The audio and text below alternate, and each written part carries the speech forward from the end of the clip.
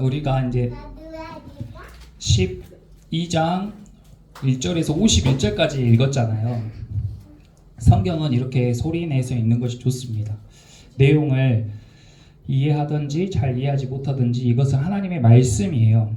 그래서 우리가 예배를 드릴 때 설교 중심으로 예배를 생각해서 설교 듣는 것만 중요하다고 생각하는 사람들도 있어요. 그래서 찬양하는 시간이나 그 외에 앞에 있는 그런 예배 시간은 덜 중요하게 생각하고 시간을 설교 시간에 맞추어 오거나 그런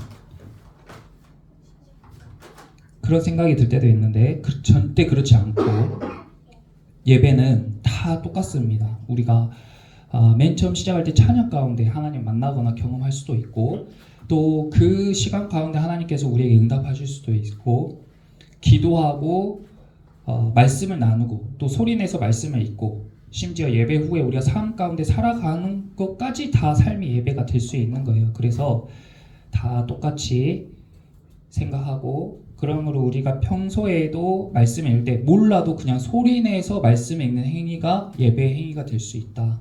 그래서 수요일날 이렇게 말씀을 한 장씩 읽을 텐데 이런 것들이 우리 좋은 습관이 됐으면 좋겠습니다. 출애굽기 12장은 6월절에 관하여서 이야기를 하고 있어요. 6월절은 이런 겁니다. PPT를 보면서 제가 설명을 해드릴게요.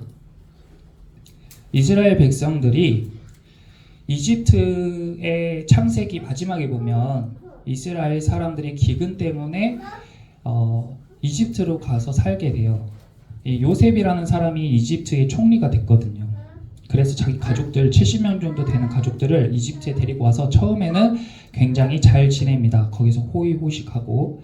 근데 거기에서 이제 대를 이어서 쭉 거기 살다가 어느 시점에 요셉을 알지 못하는 사람이 이집트의 왕이 된 이후로는 외국인이었던 이스라엘 사람들을 이제 노예로 힘든 노역을 하는 그러한 민족으로 전환이 돼버린 거예요. 그래서 이스라엘 백성들이 언제부턴가 이집트에서 이렇게 힘든 강제 노역과 고된 노예 생활을 하게 됐습니다. 근데 하나님께서 이 이스라엘 백성들을 이제 구원하시기를 원하신 거예요. 그래서 모세라는 사람을 통해 가지고 하나님의 음성을 이집트의 왕에게 전합니다. 이 백성들을 내가 데려가서 나를 섬기는 백성들을 세우기를 원한다. 그런데 이스라엘 사람들은 애굽의 귀한 자원이었어요. 이 사람들이 없으면 이런 힘든 일을 할 사람들이 이제 애굽 사람들이 이집트 사람들이 이 일을 해야 되잖아요. 그러니까 쉽게 내보내주지 않았습니다. 그래서 하나님이 이 이집트에 이제 재앙을 내리기 시작해요. 이스라엘 백성들을 내보내지 않았기 때문에 재앙을 내리는데 첫 번째로는 이집트에서 가장 큰 강인 나일강을 피로 변하게 합니다. 우리나라로 치면 서울의 한강이 다 피로 변해버린 거랑 똑같은 거예요. 처음에는 사람들이 너무 놀랐지만 그래도 이스라엘 백성들을 내보내지 않았어요. 이 이후로 개구리 떼들이 등장하고요.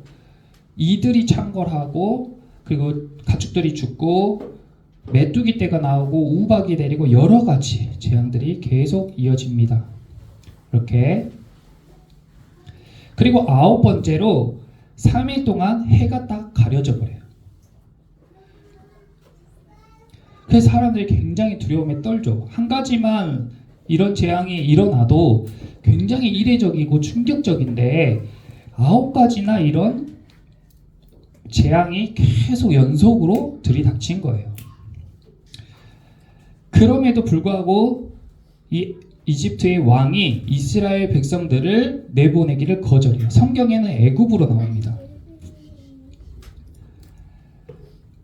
그런데 하나님께서 이제 내가 이 땅에 처음 난 것들, 왜냐면 처음 난 것들은 다 중요하게 여기니까 장자라고 하죠. 장자들을 다 죽일 거야. 그런데 이 자기 집 문설주에 어린 양을 잡아서 그 피를 바른 집은 내가 넘어가겠다라고 이야기하십니다. 그래서 이스라엘 백성들은 양을 잡아다가 자기 집에 저렇게 피를 바르기 시작해요. 그리고 다음 날이 됐는데 정말로 이집트의 왕을 비롯한 그 땅 안에 거주하는 모든 사람들의 첫째가 다 죽었어요. 그리고 사람뿐만 아니라 짐승들의 첫째까지 다 죽었습니다. 이렇게 되니까 이집트의 왕이 넋이 나가가지고 너희들 다 나가라고 이야기를 해요. 그렇게 이스라엘 사람들은 애굽이라는 이집트라는 초강대국에서 빠져나와서 이스라엘이라는 나라를 세울 수가 있게 된 거예요. 이것이 유월절인데 하나님께서 이 유월절을 기념해서 매년 이 날에 어린 양을 잡아서 먹으라고 했어요. 그리고 무교병이라고 굽지 않은 빵이에요. 누룩이 안 들어간 빵은 이렇게 누룩이 들어가야 이렇게 커지면서 말랑말랑해지고 부드럽고 맛있잖아요. 누룩이 들어가지 않으면 이렇게 딱딱한 비스킷처럼 된단 말이에요. 그것을 먹으면서 이 날을 기억하라고 한 거예요. 근데 이것들이 상징하는 바가 있단 말이죠. 이것들이 상징하는 바가 무엇이냐? 지금부터 이제 그것을 봐볼 텐데, 이게 아주 수천 년 전에 이스라엘 사람들에게만 의미 있는 일이고 이스라엘 사람들이 겪은 일뿐만 아니라 지금 우리가 사는 이 시대에도 동일하게 우리의 삶과 밀접한 관계가 있는 그런 말씀이라는 거예요. 이스라엘 백성들은 애굽이라는 이집트라는 제국에서 힘든 강제 노역과 고된 노예 생활을 했습니다.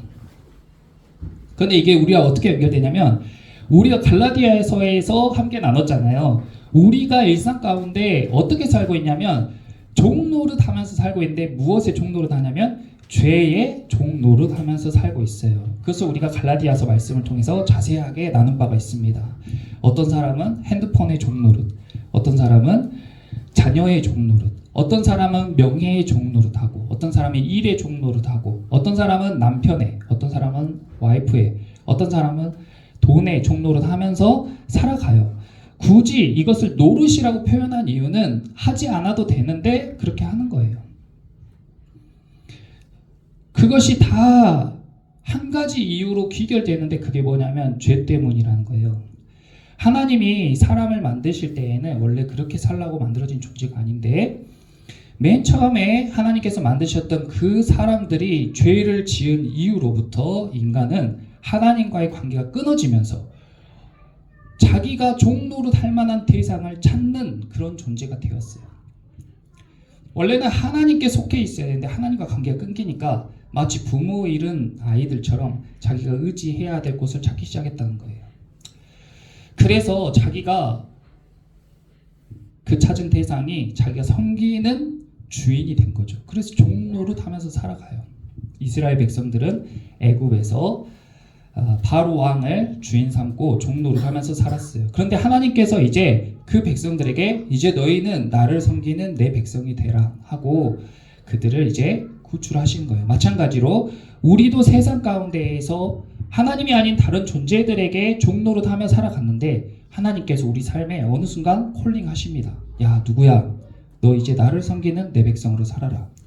너 더 이상 네가 그 주인 삼은 그것 내려놓고 종노릇 하며 살지 말고 내 자녀로 살아가라 하고 하나님께서 우리를 콜링하시는 거예요. 그런데 어떻게 콜링하시냐? 이렇게 콜링하신 거죠. 갑자기 나일강이 피로 변했어요.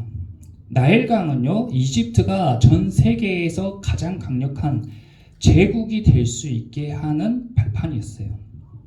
이 나일강으로 인해서 그 주변의 지도를 보면 다 지도가 황색이에요. 다 사막이란 말이죠. 근데 이 나일강 때문에 이 이집트 지역만 다 녹색입니다. 그래서 굉장히 식량이 풍부하고요. 그리고 여기에 운하가 발전됐어요. 그러니까 교통 발달로 인해서 산업이 발달돼요. 경제가 발달되고 풍부한 어획량 때문에 먹을 것이 풍부합니다. 그런데 우리는 나일강이 피로 변했다라는 이야기 들었을 때 별로 체감상 와닿지 않을 거예요. 그렇죠? 이집트 나일강이 피로 변했대. 그리고 오 마이 갓! 나일강이 피로 변했어. 큰일이다. 이렇게 생각한 사람 거의 없을 거란 말이에요. 그래서 이것이 성경에 대한 공감 능력의 부족이죠. 근데요, 이 나일강이 피로 변했다는 것이 내 사건이 되잖아요. 그럼 정말 끔찍스러워요. 이집트에서 나일강이 피로 변했을 때요. 여기 있는 사람들 보세요. 이 사람들 뭐 하는 사람들일까요? 이 사람들 뭐 하는 사람들인 것 같아요? 어부예요, 어부. 네. 어부는 뭘로 먹고 살아요? 물고기로 먹고 살아요. 근데 강이 피로 변해가지고 물고기들이 다 어떻게 됐어요? 저 많은 물고기들이 다 죽었어요. 저건 뭐예요? 저 어부들의 잠정 재산이죠. 저 사람들은 저걸로 먹고 살아요. 근데 하루아침에 강이 피로 변해가지고 물고기가 싹 다 죽은 걸 봤을 때 저들이 받았을 충격, 손해, 정신적인 피해, 그리고 강이 피로 변해서 저곳을 지나다니는 배들이 이제 더 이상 지나다니지 못하게 되고, 그로 인한 경제적 피해, 그리고 성경에 보면 마실 물이 없어져 가지고 그때부터 사람들이 땅을 파서 마실 물을 구했다고 했어요. 그러면 또 자기가 하던 일을 멈추고 땅을 파는 수고를 해야 돼요. 엄청난 피해죠. 엄청난 피해예요.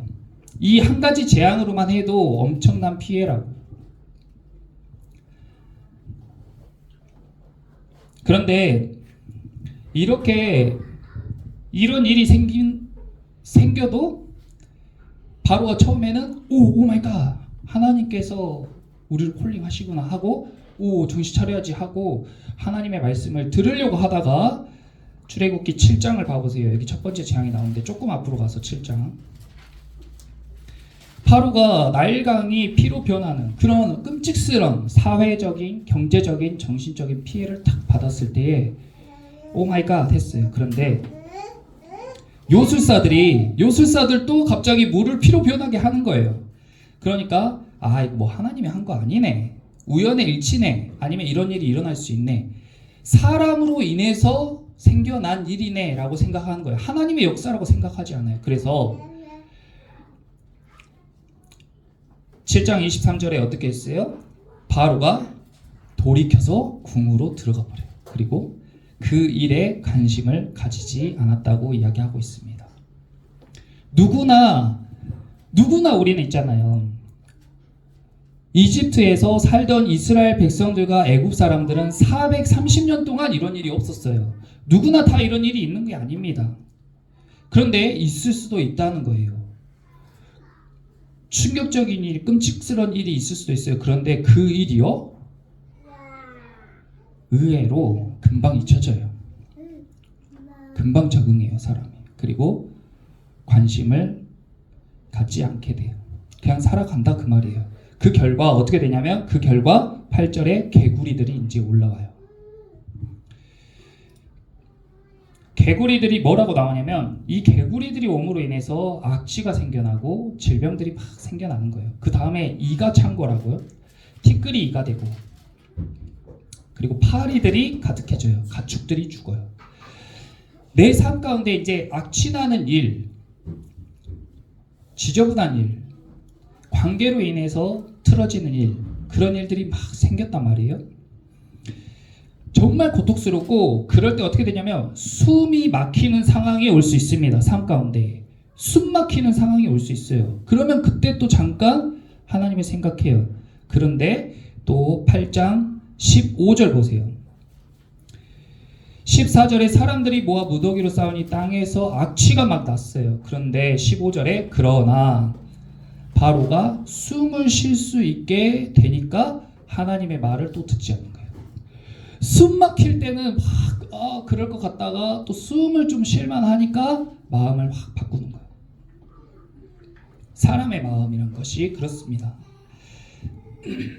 그리고 이제 8번째 재앙을 보면, 쭉 이렇게 재앙이 오다가 8번째 10장에 메뚜기 떼가 얼마나 무섭냐면, 이 메뚜기 떼가 막 오는데, 이 메뚜기 떼가 어떤 메뚜기 떼냐면, 개구리 떼, 이 파리, 그리고 가축들이 죽고 우박이 내리고 막 이러면서 땅이 완전 엉망진창이 돼요. 나일강이 피로 변하면서 농사가 한번 망했고, 그 다음에 우박이 내려가지고 있는 농작물까지 다 망가진 상황에서 여기 메뚜기 떼 보면 뭐라고 돼 있냐면, 우박에 피해를 입지 않은 농작물들을 이제 메뚜기 떼들이 다 먹기 시작하는 거예요. 뭐냐면 생명의 위협을 받는 겁니다. 진짜 먹을 거를 남기지 않고 싹 쓸어가 버리는 그런 생명의 위협. 그런데 이런 생명의 위협 앞에서요, 10장 7절에 보니까 바로의 신하들이 바로 왕에게, 이집트 왕에게 이야기하는데, 어느 때까지 이 사람이 우리의 함정이 되리까?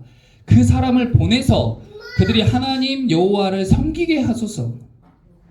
왕은 아직도 애굽이 망한 줄 알지 못하시나이까? 이렇게 이야기했어요. 그러니까 당사자는요, 처음에는 나일강이 피로 변할 때까지만 해도 이거 하나님의 사인이야 그랬는데, 요술사들이 그 강을 피로 변하게 한 걸 보고, 이거 뭐야, 이거는 하나님이 하는 게 아니네, 사람으로 인해서 일어난 일이네, 아니면 우연히 발생할 수 있는 일이네, 이건 하나님이 할 수 없는 일이지, 그렇게 생각하다가 8번째 재앙까지 오니까 이제 아예 무뎌져요. 옆에 사람들이 보기에는 빨리 뭐 해야 돼요? 하나님 여호와를 섬겨야 돼요. 하나님 여호와를 섬기게 하라는 사인인데, 왕은 알지 못해요. 자기가 망한 줄 알지 못한다고요. 그리고 9번째 재앙, 이제 초자연적인 현상을 경험하게 됩니다. 빛이 사라지는, 이거 정말 초자연적인 현상이죠. 온 세계가 깜깜해져요. 그런데 놀라운 것은 뭐냐면 10장 23절에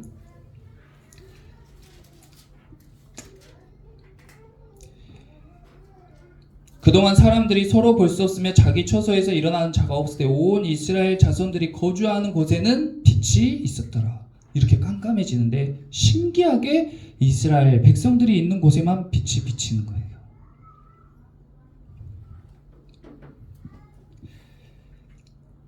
그리고 하나님의 말씀이 이제 온 이집트에 퍼집니다. 처음 난 것의 죽음을 경고해요.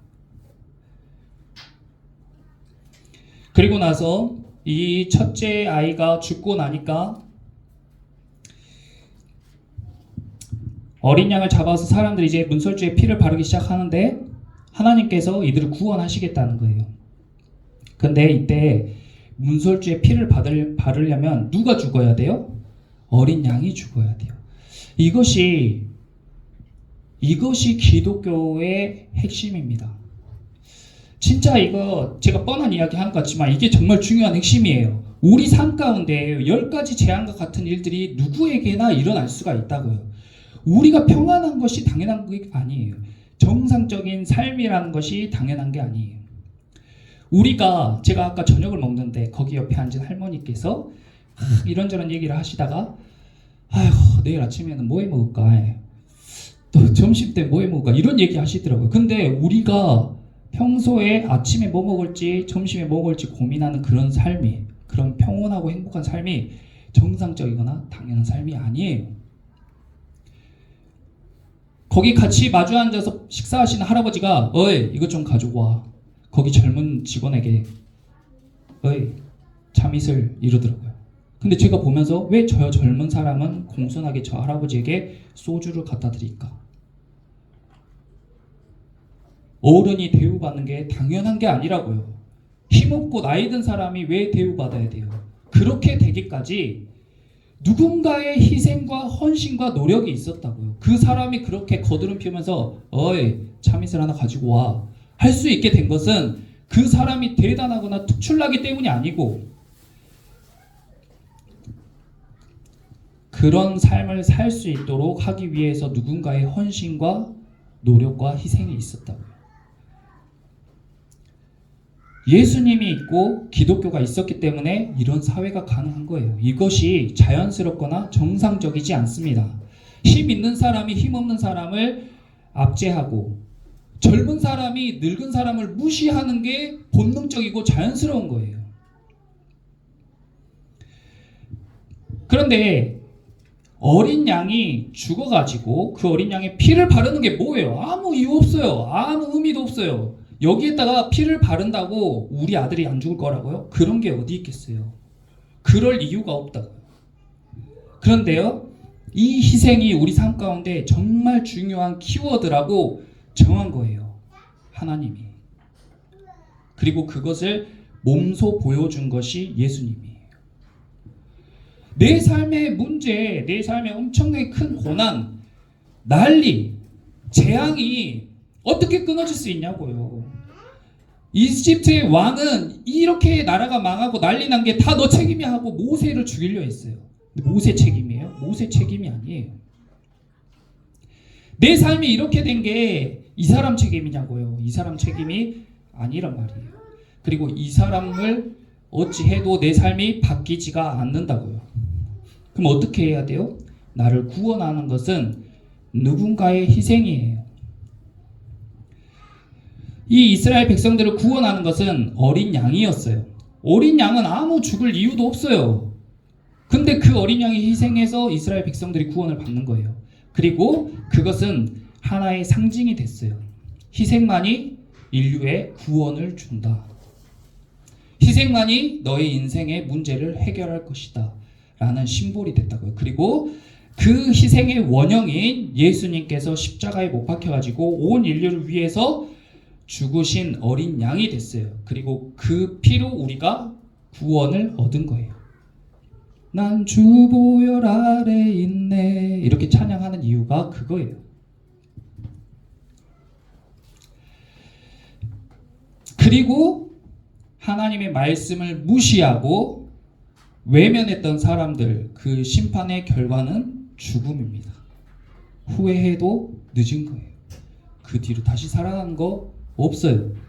거지 나사로를 무시했던 부자가요, 평생 자기 식탁에서 떨어진 것을 먹게 했던 그 부자가 죽어서 지옥에 갔는데 그 지옥에서 보니까 너무 끔찍스러운 거예요. 그래서 그 지옥에서 자기의 가족들을 구원하라고, 내가 지금 이 꼴을 당하고 있다고 가서 누군가 좀 이 현상을 말해달라고 하는데 그때는 이미 늦었다는 거예요. 아무리 죽고 난 이후에 후회해도 그 이유는 없어요. 이미 자기 삶 가운데 자기가 쫄딱 망할 때까지 깨닫지 못한다면 그 이유는 없다는 거예요.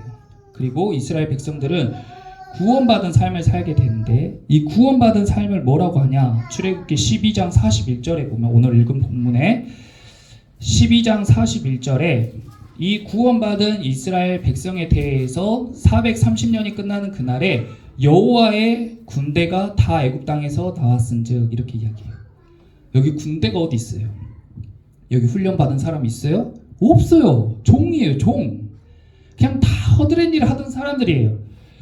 피라미드 만들고 스핑크스 만든다고 맨날 벽돌이나 만들던 사람들이란 말이에요. 근데 이 사람들이 한순간에 군대가 됐어요. 군대라고 불러요. 왜 하나님이 이들 가운데 군대라고 부를까요? 이들이 무장한 사람이거나 전쟁을 잘하기 때문에 군대라고 부르는 게 아니에요. 왜냐하면 이 사람들이 이제 구원받은 이후에 광야로 가게 되는데, 광야에서 산다고 문제가 없냐? 더 끔찍스러운 문제가 있어요. 물이 없어요. 먹을 것도 없어요. 입을 것도 없고,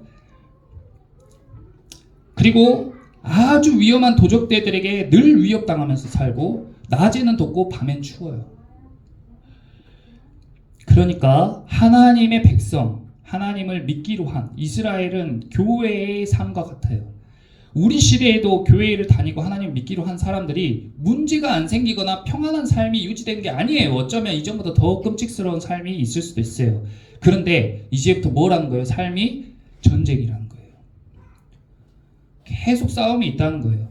그런데 그 싸움 뒤에 누가 계신다는 거예요? 하나님이 계신다는 겁니다. 성경은 이스라엘 백성들이 광야에 나가서 하나님께 순종하며 나갈 때에 도적대도 물리치고, 낮에 더울 때는 구름 기둥으로 시원하게 해주시고, 밤에 추울 때는 불 기둥으로 따뜻하게 해주시고, 먹을 게 없을 때에는 하늘에서 만나를 내리시고, 물이 없을 때는 반석을 쳐서 물이 나오게 하시는 거예요. 우리 삶 가운데 문제가 없는 게 아니라 문제가 있고 고난이 있고 어려움이 있어도 계속 하나님이 함께 하신다는 거예요. 그것을 하나님께서 기억하게 하시고 그런 삶을 살기를 원하세요. 그러려고 우리를 콜링하시는 거예요. 그것이 6월절의 의미입니다. 그러면 이 6월절에 대해서 우리가 잘 기억해야 될 것은 무엇인가? 예수님 믿는 삶이라는 것이 이런 거라는 거죠. 하나님은요, 우리의 삶 가운데 계속해서 우리를 콜링하십니다. 이 이집트에 있는 이스라엘 백성들에게도 10번이나 콜링하셨어요. 그런데 이것은 경고인 것과 동시에 돌이킬 수 있는 기회라는 거예요. 정말로 그래요. 그래서 우리는 일상 가운데 생각지도 못한 사건이나 만남을 통해서 하나님이 우리를 부르신단 말이에요. 다들 그런 생각 한 번쯤은 해봤을 거예요. 이거 하나님의 콜링인가? 근데 막 삶에 취해 살고 또 그런 일이 무뎌져 보면 아니야, 이것은 아니야. 그리고 이런 건 하나님이 해결할 수 없어. 이런 문제는 하나님과 관계가 없어 라고 생각할 수 있단 말이에요. 근데 그렇지가 않다는 거예요. 하나님이 보내시는 그런 사인들을 놓치지 않아야 돼요.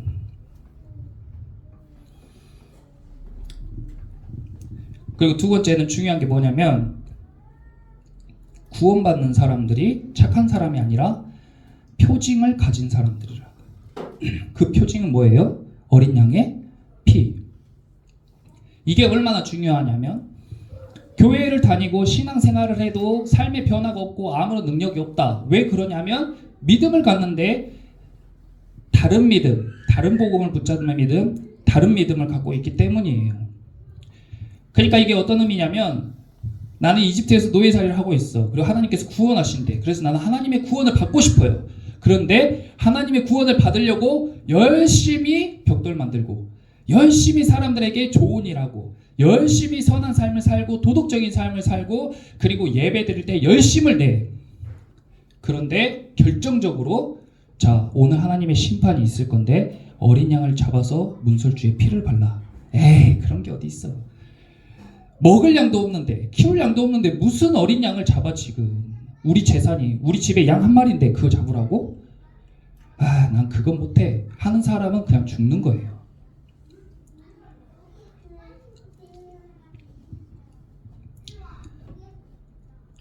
하나님의 구원을 받는 사람은 착한 사람이나 도덕적인 사람이 아니고 표징을 가진 사람이란 말이에요. 표적을 가진 사람이에요.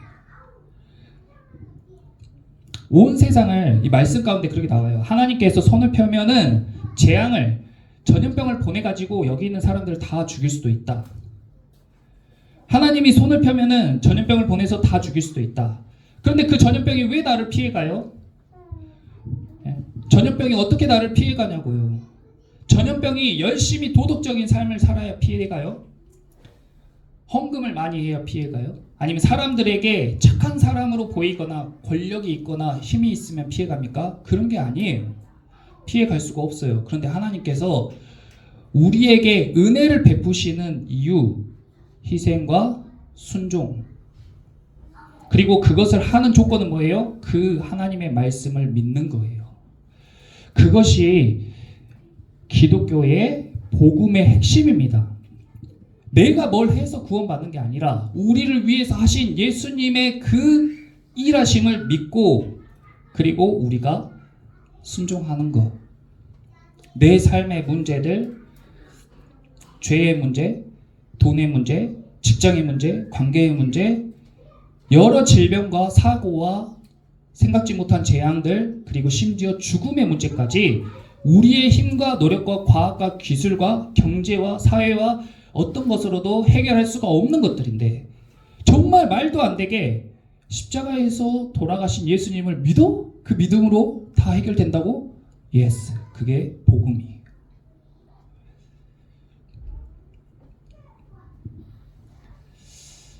그런데 문제는 뭐냐면, 이 믿음을 내가 가져야지 한다고 가질 수가 없다. 이게 정말 중요한 문제예요. 그래? 그러면 나 이 믿음을 가져야겠어 한다고 가질 수 있는 게 아니다. 여기 먼저 교회에 와서 앉아있는 사람이 똑똑한 사람들이구나, 아니면 눈치가 빠른 사람들이구나. No! 그렇지 않습니다. 왜 그런가 봐보세요. 7장으로 다시 가보겠습니다. 바로가 이 정도 되면 정신 차려야 되는 거 아니야? 바보 아니야? 바보가 아니에요. 자, 7장에 첫 번째, 나일강이 피로 변했을 때에 큰 사회적, 경제적, 정신적인 피해가 왔을 때에 깨달았으면 좋죠. 근데 이때에 이 바로가 22절 보시면, 애굽의 요술사들도 자기들의 요술로 그와 같이 행함으로 바로의 마음이 완악해졌어요. 그래서 그들의 말, 하나님의 말씀을 듣질 않았어요. 자기가 마음이 완악해진 거예요. 그 보면서 이거 하나님이 한 거 아니네 그랬죠. 그런데 8장 15절 봐보세요. 8장 15절에 숨 막힐 것 같은 막 고통, 숨도 못 쉴 것 같은 그런 내 삶 가운데 이런 일이 하면서 충격을 받았지만, 그러나 숨을 쉴 수 있게 되니까 하고 숨통이 트이니까 어떻게 됐어요? 숨을 쉴 수 있게 됨을 보았을 때에 바로가 자기 마음을 바꾼 줄 알았는데 누가 바꾼 거예요? 그의 마음을 완강하게 했어요. 누가 그렇게 한 거예요? 하나님이. 또 뒤에 봐볼게요. 10장 22절 봐볼게요. 8번째 재앙이 왔어요. 나라가 이제 망했습니다. 바로가 망했어요. 10장 22절에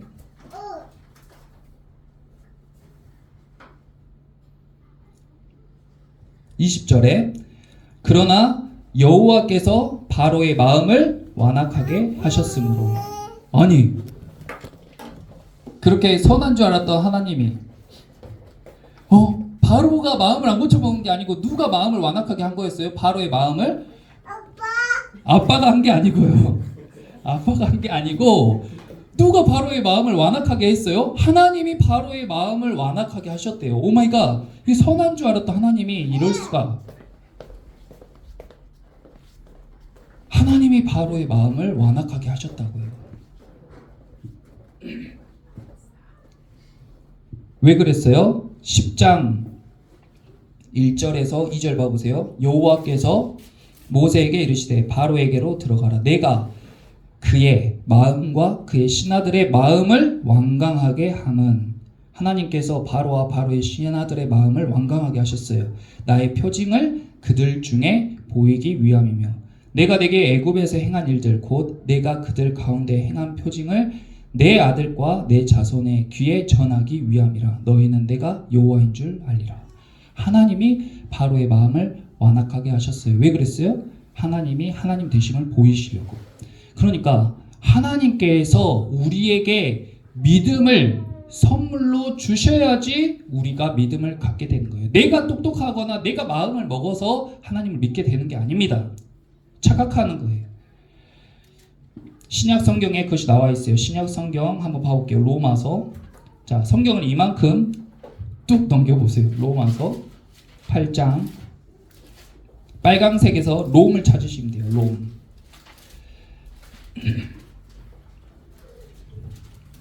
(8장 15절)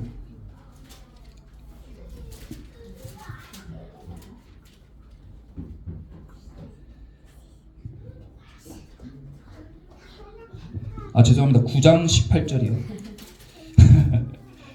죄송해요. 9장 15절. 자, 같이 한번 읽어볼게요. 모세에게 이르시되 내가 긍휼히 여길 자를 긍휼히 여기고 불쌍히 여길 자를 불쌍히 여기리라. 하나님이 하시는 거예요. 하나님이 긍휼히 여겨서 회심하게 할 사람은 회심하게 하시고, 하나님이 계속 완강하게 할 사람들은 완강하게 하세요. 한 군데 더 봐볼게요. 에베소서 조금만 더 넘겨서 에베소서 2장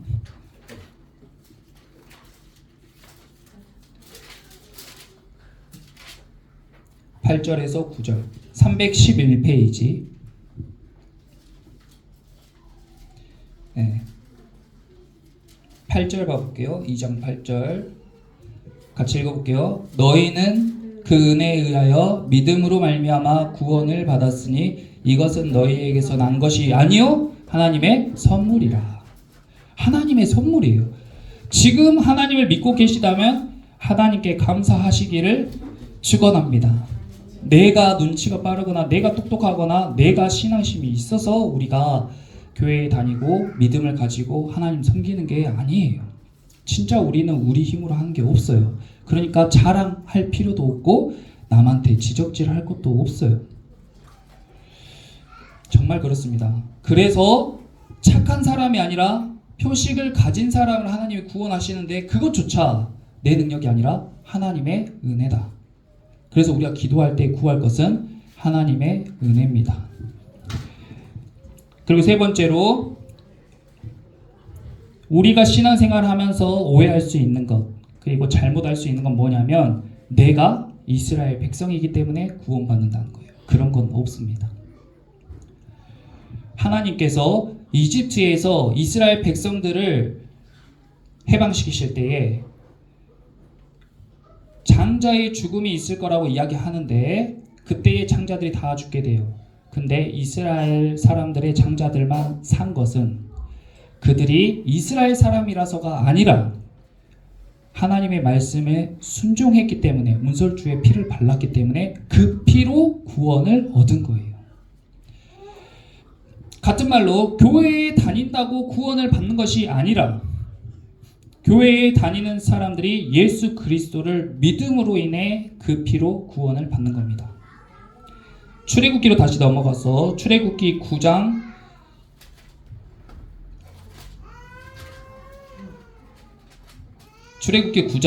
20절에서 21절 봐볼게요. 일곱째 재앙 때 우박이 내려가지고 사람들에게 우박이 내릴 거라고 이야기해요. 그런데 20절, 21절 같이 읽어볼게요. 바로의 신하 중에 여호와의 말씀을 두려워하는 자들은 그 종들과 가축을 집으로 피하여 들였으나 여호와의 말씀을 마음에 두지 아니하는 사람은 그의 종들과 가축을 들에 그대로 두었더라. 하나님의 말씀을 두려워하는 사람들은 그 종들과 가축을 집으로 피했어요. 그러면 그 사람들은 우박에 어떻게 돼요? 우박에서 지켜지고 보호받는 거죠. 근데 그 말을 듣지 않고 밖에 그대로 있었던 사람은 어떻게 해요? 우박에 의해서 죽게 되는 거예요. 똑같이 하나님께서 장자를 죽이신다고 말씀하셨을 때에 어린 양을 잡아서 문설주에 피를 바르라고 했을 때 이때 하나님의 말씀을 두려워했던 바로의 신하들은 어떻게 했을까요? 그 말씀을 들었겠죠. 들음으로 인해서 이스라엘 백성이 아니어도 구원을 받는 거예요. 성경에는 이스라엘 백성이 아니지만 구원받는 사람들이 많이 나와요. 기생 라합부터 시작했어요. 이스라엘 백성이 아니지만 하나님의 말씀에 순종함으로 인해서 모압 출신 여인이었던 룻은 보아스를 만나서 구원을 받아요. 나아만 장군도 이방 땅의 장군이었지만 구원을 받습니다. 그리고 니누의 사람들은요, 요나가 야 너희 심판받아 툭 던진 한마디에 금식하면서 회개해요. 그 도시가 다 구원을 받아요. 끔찍스러운 죄를 저지른 사람들이지만 하나님의 말씀에 순종했을 때에 구원을 받게 되는 거예요. 그러므로 유월절이라는 것은 예수님을 예표하는 사건인데 굉장히 중요한 사건입니다. 우리가 수요일 날 이걸 양육이라고 부르는 이유는 성경 전체에 대한 것들을 주제별로 우리가 이제 이렇게 나누게 될 것인데, 예수님을 믿음으로 구원받습니다. 맞는 말이에요. 근데 그것이 간단한 것은 아니에요. 정말 간단한 것은 아니에요. 내가 믿어야지 해서 믿어지는 게 아닌 것처럼 예수님을 믿는 믿음으로 구원받습니다는 정말 간단하지 않아요. 하나님이 이렇게 두꺼운 책으로 설명해 놓으신 거예요. 그렇다고 어려운 것도 아니에요. 똑똑하다고 할 수 있는 것도 아닌데 그렇다고 모른다고 못할 것도 아니에요. 정말로 하나님에게 달려있는 일입니다. 그러므로 우리가 행동해야 될 것은 무엇이냐? 우리가 행동해야 될 건 무엇이냐? 그것은 하나님의 긍휼을 구하는 거예요. 나를 불쌍히 여기소서 하는 거예요. 내가 불쌍한 처지인 줄 아는 거예요. 우린 보통 다 나 정도면 괜찮다고 생각해요. 저도 굉장히 제가 괜찮은 사람인 줄 아는데 제가 형편없다는 것을 안 이후로는 남에 대해 이야기하는 게 굉장히 조심스러워요. 정말로 조심스러워요. 누구나 다 이집트 왕과 같은 일이 있을 수 있어요. 없다면 더 불행한 인생일 수 있어요. 왜냐하면 그 사람은 하나님을 알 기회가 평생 없기 때문에.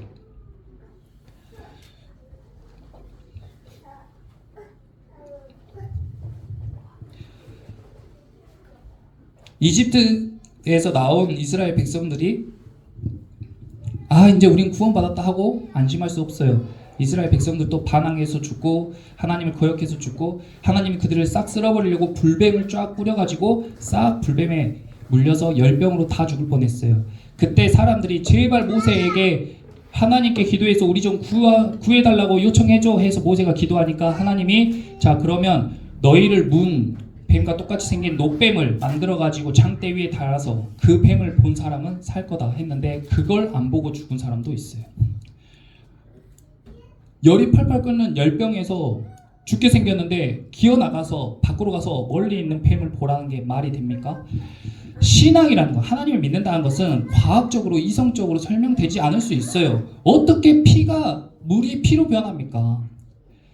그런 거 다 일일이 과학으로 검증하려고 하는 건 어리석은 거예요. 그것이 중요한 게 아니라고요. 하나님이 살아계시고 하나님이 긍휼히 여기는 사람에게 긍휼을 베푸신다. 그러므로 하나님 나의 삶 가운데도 긍휼을 베풀어 주세요 하는 것이 중요한 거예요. 바로가 만약에 마음을 빨리 바꿨다면 그런 재앙이 다 삶 가운데 일어나지 않을 수도 있었다는 겁니다. 그러므로 우리가 기도해야 될 것은 하나님의 말씀을 듣고 우리가 기도해야 되는데 우리가 기도해야 될 것은 내 삶 가운데 나일강이 피로 변했어. 오마이갓. 사회적으로, 경제적으로, 정신적으로 엄청난 피해가 왔어. 그때 기도해야 될 것은 주님 이 강을 다시 깨끗하게 해주세요가 아니에요. 주님 나를 긍휼히 여기시고 나를 구원해 주세요. 나일강이 다시 물로 변했어요? 아니에요. 그 피로 변한 것들이 싹 쓸려 나가기까지, 그 죽은 물고기 떼들이 싹 쓸려 나갈 때까지 그것은 내 삶의 흔적으로 남아 있어요. 메뚜기 떼가 지나간 이후에 기도했다고 기적적으로 땅에서 다시 곡물들이 자라는 게 아니에요.